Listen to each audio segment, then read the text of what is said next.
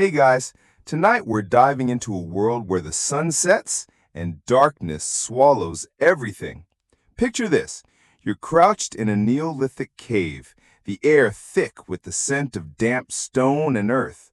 Outside, wolves howl and the wind whispers secrets through jagged cliffs. Your only comfort is the faint glow of a dying fire, its embers winking like stars about to burn out. This is 7000 BC, and without light, you're basically a midnight snack for whatever's prowling out there. You probably won't survive this. But tonight's story isn't about fear. It's about a spark of human genius that pushed back the night. So, before you get comfortable, take a moment to like the video and subscribe, but only if you genuinely enjoy what I do here. Drop a comment with your location and local time. I'm curious where you're chilling tonight. Now, dim the lights, maybe turn on a fan for that soft background hum, and let's ease into tonight's journey together. You're deep in a cave in Mesopotamia, where the Tigris and Euphrates rivers cradle the land like a newborn. The darkness here isn't just the absence of light, it's a living thing, pressing against your skin, making every rustle sound like a predator's step.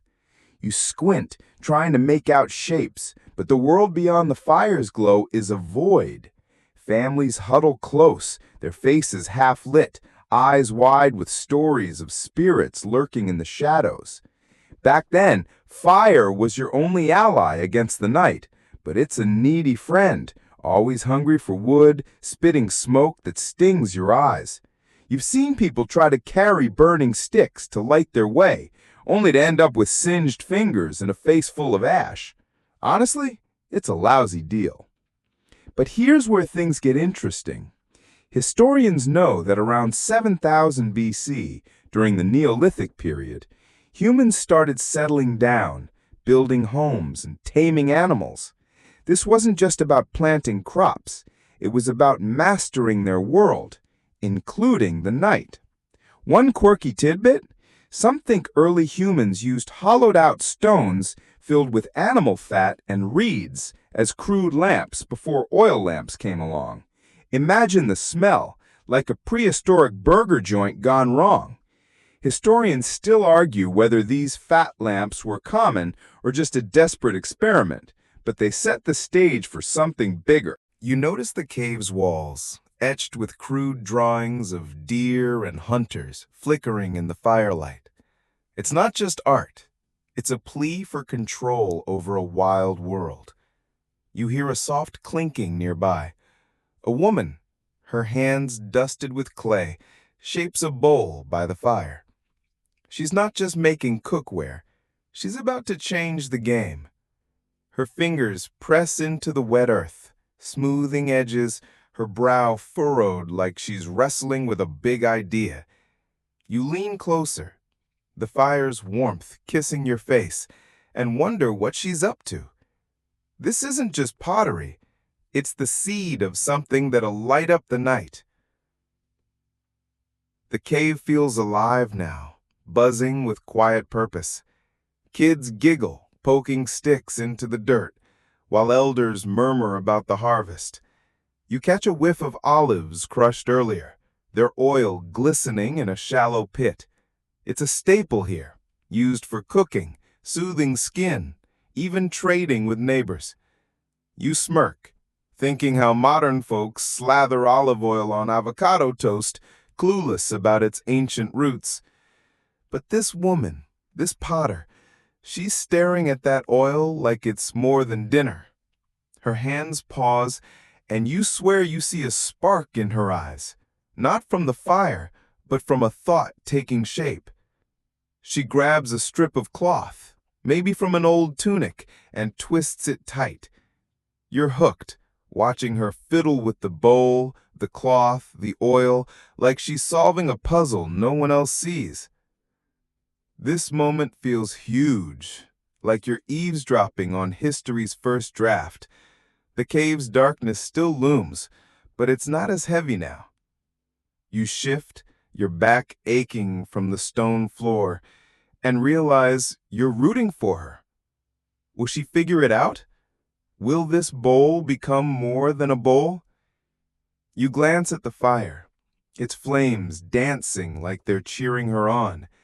Somewhere in this Neolithic night, a tiny revolution is brewing, and you're right here to see it unfold. You're still in that Mesopotamian cave, the fire's glow flickering across your face as you watch this potter, her hands caked with clay, wrestling with an idea. The air hums with the soft chatter of her family, the scent of olives lingering like a promise. You shift on the hard stone beneath you, your legs tingling, but you can't look away. She's shaping that earthenware bowl, her fingers pressing and smoothing, and you sense she's onto something big. This isn't just another bowl for stew or grain. It's the cradle of a revolution, though she doesn't know it yet. You lean closer, catching the faint sheen of sweat on her brow, and feel like you're holding your breath for her. The potter works with a quiet intensity, her hands moving like they're guided by instinct. She's not some mythic inventor with a scroll of blueprints, just a regular woman, probably sore from hauling water all day, yet her mind's on fire with possibility. You notice the bowl taking shape, shallow, wide, with a gentle curve to hold liquid. It's simple, almost too simple, but you smirk, thinking it'd look like a cereal bowl if you didn't know better. Here's a fact slides in. By around 3000 BC, Mesopotamia was a hotspot for pottery, with kilns churning out durable vessels that spread across the Fertile Crescent. These weren't just for utility, they were a leap in tech, letting people store and manipulate their world. A quirky tidbit? Some early potters mixed crushed bones into their clay for strength. Talk about a skeleton in the crafts closet. Historians still argue whether this was widespread or just a local trick, but it shows how far they'd go for better tools. You watch her set the bowl aside, letting it dry by the fire's edge. She's not done, though. She grabs another lump of clay and starts pinching it into a smaller shape, a spout maybe, or a rim for something new. You're curious. Your eyes darting at her hands dart to the strip of cloth she'd fiddled with earlier, now tucked near her knee. The cave's darkness presses in, and you realize how desperate this moment is. Fire's great, but if it's greedy, demanding constant fuel and coughing smoke that makes your eyes water like you're chopping onions. You chuckle softly, imagining her muttering, "Fire, you're high maintenance." You're still in that Mesopotamian cave, the fire's glow flickering across your face as you watch this potter, her hands caked with clay, wrestling with an idea. The air hums with the soft chatter of her family, the scent of olives lingering like a promise. You shift on the hard stone beneath you, your legs tingling, but you can't look away. She's shaping that earthenware bowl, her fingers pressing and smoothing, and you sense she's onto something big. This isn't just another bowl for stew or grain. It's the cradle of a revolution, though she doesn't know it yet. You lean closer, catching the faint sheen of sweat on her brow, and feel like you're holding your breath for her. The potter works with a quiet intensity, her hands moving like they're guided by instinct. She's not some mythic inventor with a scroll of blueprints, just a regular woman, probably sore from hauling water all day, yet her mind's on fire with possibility. You notice the bowl taking shape, shallow, wide, with a gentle curve to hold liquid. It's simple, almost too simple, but you smirk, thinking it looked like a cereal bowl if you didn't know better. Here's a fact slides in. By around 3000 BC, Mesopotamia was a hotspot for pottery, with kilns churning out durable vessels that spread across the Fertile Crescent. These weren't just for utility, they were a leap in tech, letting people store and manipulate their world. A quirky tidbit? Some early potters mixed crushed bones into their clay for strength. Talk about a skeleton in the crafts closet. Historians still argue whether this was widespread or just a local trick, but it shows how far they'd they'd go for better tools. You watch her set the bowl aside, letting it dry by the fire's edge. She's not done, though. She grabs another lump of clay and starts pinching it into a smaller shape, a spout maybe, or a rim for something new. You're curious. Your eyes dart. Her hands dart to the strip of cloth she'd fiddled with earlier, now tucked near her knee. The cave's darkness presses in, and you realize how desperate this moment is. Fire's great, but it's if it's greedy, demanding constant fuel and coughing smoke that makes your eyes water like you're chopping onions, you chuckle softly, imagining her muttering, "Fire, you're high maintenance." You're still crouched in that Mesopotamian cave. The fire's glow painting shadows that flicker like restless spirits across the walls. The potter's hands, dusted with clay, move with a quiet purpose, and you can't tear your eyes away. She's holding that strip of cloth now, twisting it tight, her fingers stained with olive oil sheen. The bowl she shaped earlier sits by the fire, its curves catching the light like a promise waiting to be kept. You shift, your knees aching from the cave's unyielding floor, and feel the weight of the moment. This is where the spark becomes a flame. The air smells of earth and olives, and you're practically holding your breath, watching her piece together this Neolithic puzzle.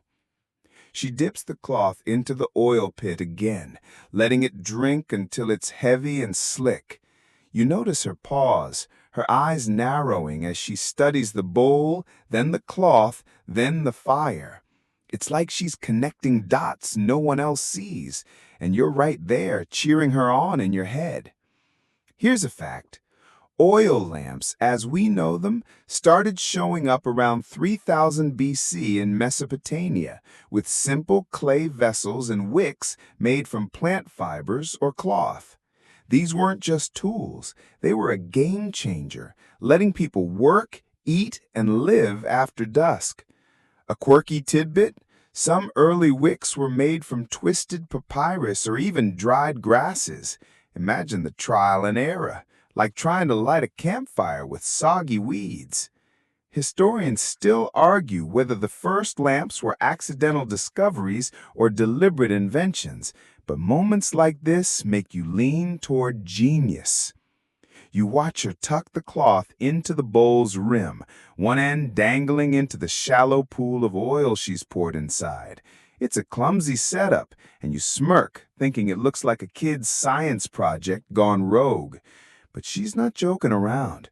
She holds the cloth's tip over the fire, and you flinch as it catches, a tiny flame dancing like it's got a mind of its own. The cave seems to hold its breath.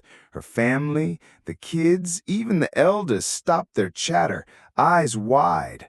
The flame steadies, fed by the oil-soaked cloth, and the bowl glows, casting a soft, warm light that pushes the darkness back. You let out a quiet "whoa," because this isn't just light, it's defiance against the night.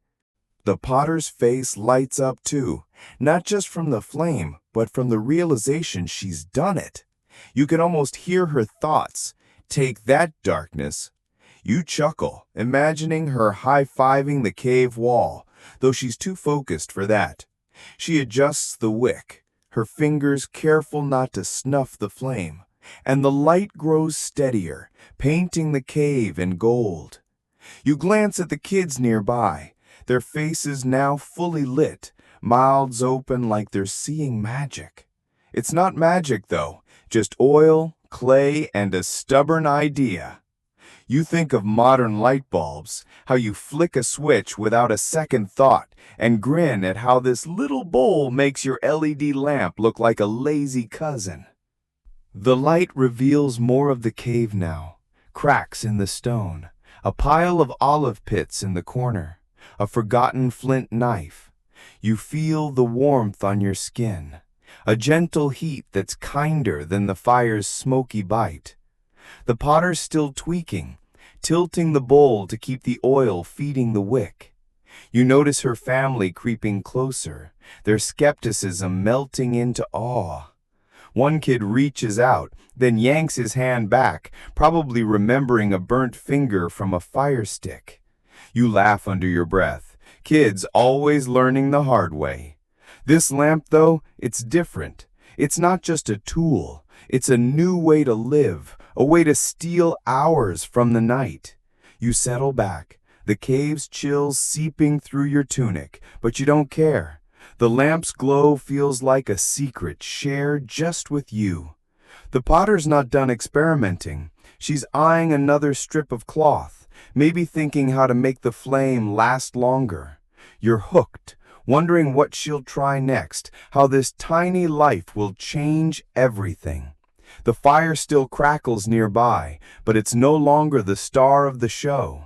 This bowl, this flame, this woman, they're rewriting the rules of the night, and you're right here to see it. You're still in the Mesopotamian cave, the oil lamp's soft glow casting a warm circle around you like a hug from the past. The potter's creation, a simple clay bowl with a cloth wick soaked in olive oil, burns steady now, its flame a quiet rebel against the darkness. You shift on the cold stone floor, your legs stiff, but your eyes glued to the family gathering closer. Their faces, once half hidden in firelight, are now fully lit, eyes sparkling with wonder. The kids are practically bouncing, pointing at the lamp like it's a new toy, while the elders murmur, their voices a mix of awe and suspicion. You feel the cave's air soften, the lamp's warmth chasing away the chill, and you're caught up in this moment where a tiny flame feels like a victory. The family huddles around the lamp, their shadows dancing on the cave walls like a silent celebration. You notice the potter's hands, still smudged with clay, resting on her knees as she watches her creation. She's not gloating, but you can tell she's proud, like she just invented Wi-Fi and nobody gets it yet. Here's a fact. Oil lamps like this one became central to Neolithic life, letting people extend their days beyond sunset for cooking, crafting, or just talking. This wasn't just about light, it was about community, about stealing time from the night. A quirky tidbit? Some early lamps were decorated with symbols, spirals, zigzags, even handprints, maybe as a charm or just because humans can't resist doodling.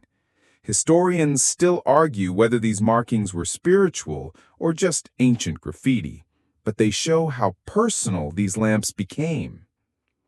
You watch a young girl, maybe 7, creep closer to the lamp, her fingers twitching like she wants to touch the flame.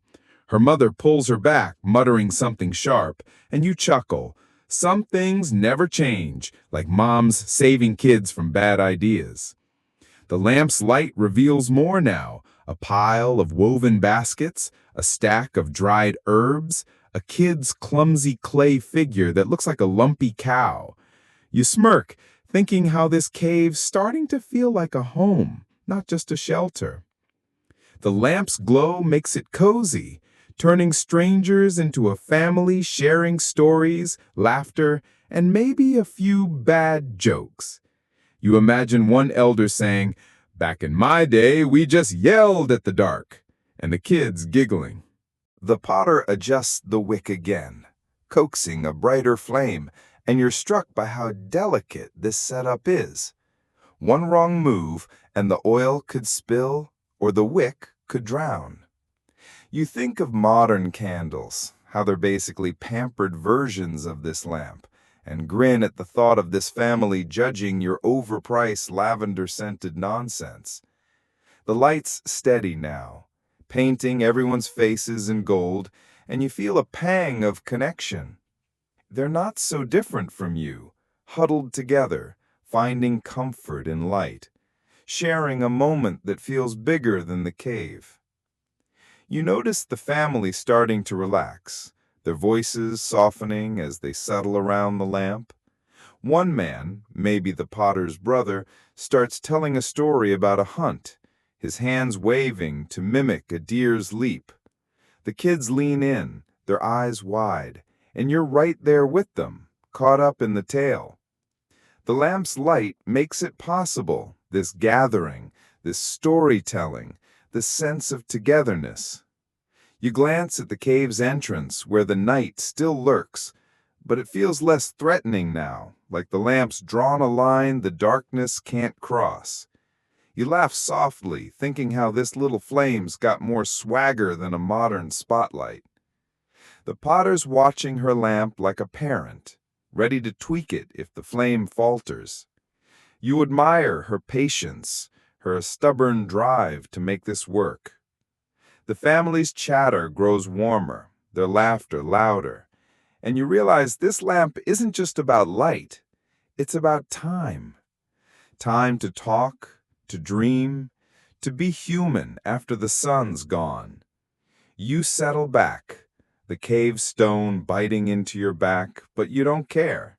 This moment, this glow, it's knitting these people together, and you're part of it, watching history flicker into life.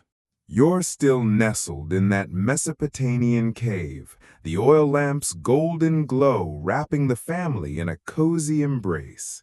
The potter's creation burns steady, its tiny flame a quiet hero holding the darkness at bay. You shift, your tunic catching on the rough stone floor, and feel the cave's warmth sinking into your bones. The family's chatter hums around you, stories of hunts, whispers of spirits, a kid's giggle cutting through like a bell. The lamp's light dances across their faces, making this cave feel less like a refuge and more like a home.